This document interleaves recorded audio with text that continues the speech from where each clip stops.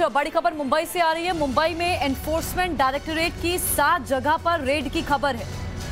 मुंबई में ईडी की 7 जगहों पर रेड। डी कंपनी केस में ईडी की छापेमारी लगातार जारी है।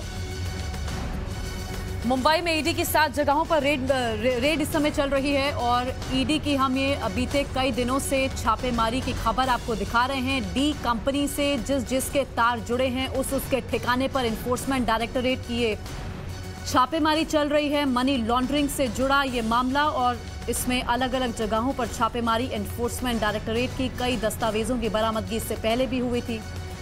कई लैपटॉप, कई इलेक्ट्रॉनिक गैजेट्स जिससे निकलकर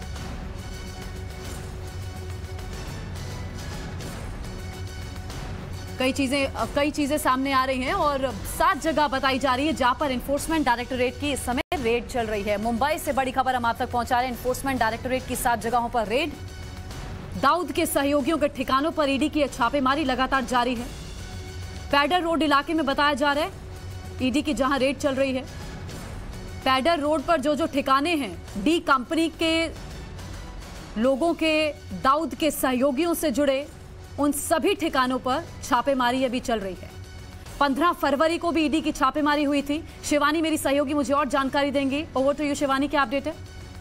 जैसा कि आपने अभी जिक्र किया कि 15 फरवरी को भी ईडी की रेड चली थी। आपको बता दें कि ये अब तक के ईडी के सबसे बड़े प्रोजेक्ट में, सबसे बड़े ऑपरेशंस में से माना जा रहा है, जिसमें 15 फरवरी के भी दिन 10 अलग अलग ठिकानों पर रेड हुई थी।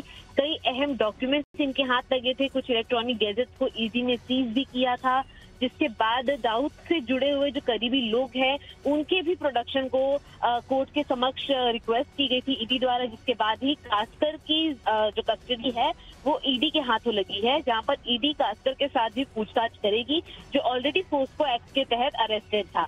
इसी बीच में आपको बता दें कि एक और जो क्लोज पर्सन है फ्रूट वाला, उन्हें भी डिटेन किया गया, उनसे भी सवाल जवाब मांगे गए, उनसे भी डॉक्यूमेंट्स और मंगाए गए हैं। साफ तौर पर ईडी ने जो 15 तारीख की रेड के बाद जो जानकारियां इकट्ठा की है लोगों से सवाल जवाब करके डॉक्यूमेंट्स के जरिए, उसी के आधार पर ये 7 अलग अलग जगहों पर रेड्स चल रही हैं। हालांकि जानकारी ये भी है कि दिल्ली और ईडी, मुंबई की जो ईडी टीम है वो एक साथ इस जॉइंट ऑपरेशन को अंजाम दे रही है। साथ ही साथ ये भी कहा जा सकता है कि इस रेड में भी प्रॉपर टिप्स हैं, क्योंकि प्रॉपर लोगों के इन्वेस्टिगेशन, सवाल जवाब के बाद ही इन रेड्स को प्लान किया गया है। तो कई ज्यादा अहम जानकारी इस रेड के बाद भी ईडी के हाथों लग सकती है। इसके पहले एनआईए ने कुछ दिनों पहले एक फ्रेश एफआईआर दर्ज की थी दाऊद कंपनी के मेंबर्स के खिलाफ कि किस तरह से मुंबई में एक्टिव हो चुके हैं, जो हवाला के जरिए अभी भी अपने बिजनेसेस को ऑपरेट कर रहे हैं। और इन्हीं आधारों पर उन्हें ये भी पता चला था कि फ्रूट वाला की पिछले ही कुछ दिनों में पाकिस्तान से ट्रैवल करने की हिस्ट्री है, जिसके आधार पर ही उनसे सवाल जवाब किए।